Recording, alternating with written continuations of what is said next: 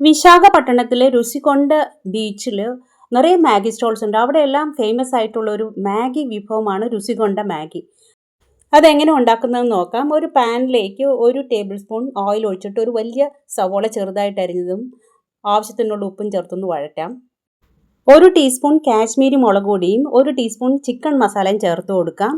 ഇത് മൂത്ത് കഴിയുമ്പോൾ 3-4 മുട്ട പൊട്ടിച്ചൊഴിച്ച് കൊടുക്കണം. മുട്ട എന്നിട്ട് നല്ലപോലെ ചിക്കി പൊരിച്ച് എടുത്ത് മാറ്റി വയ്ക്കാം. ഒരു പാൻ സ്റ്റൗവിലേക്ക് വെച്ചിട്ട് ഒരു 480 ml വെള്ളം തിളപ്പിച്ചിട്ട് അതിലേക്ക് ഒരു 1/4 ടീസ്പൂൺ ചിക്കൻ മസാലയും 1/4 ടീസ്പൂൺ മുളക് പൊടിയും ചേർത്ത് കൊടുക്കാം. 2 മാഗിയുടെ ടേസ്റ്റ് മേക്കർ ചേർത്തിട്ടുണ്ട്. ഇനി ആ മാഗിയും കൂടി അതിലേക്ക് ചേർത്തിട്ട് ഒന്ന് വേവിച്ചെടുക്കാം. പൊരിച്ച് മാറ്റി വെച്ചിരിക്കുന്ന മുട്ട ഇപ്പോൾ ഇതിലേക്ക് ചേർത്ത് കൊടുക്കാം. ഒരു നുള്ളു ചിക്കൻ മസാല അതിൻ്റെ മേലെ ഒന്ന് വെതറി എല്ലാം കൂടി ഒന്ന് മിക്സ് ചെയ്തെടുക്കാം. രുസികൊണ്ട മാഗി റെഡി ആയിട്ടോ. പൊടിയായിട്ട് അരിഞ്ഞ സവോളയും കൊത്തമല്ലിയുടെ ഇലയും കൊണ്ട് ഗാർണിഷ് ചെയ്ത് നമുക്ക് സെർവ് ചെയ്യാം.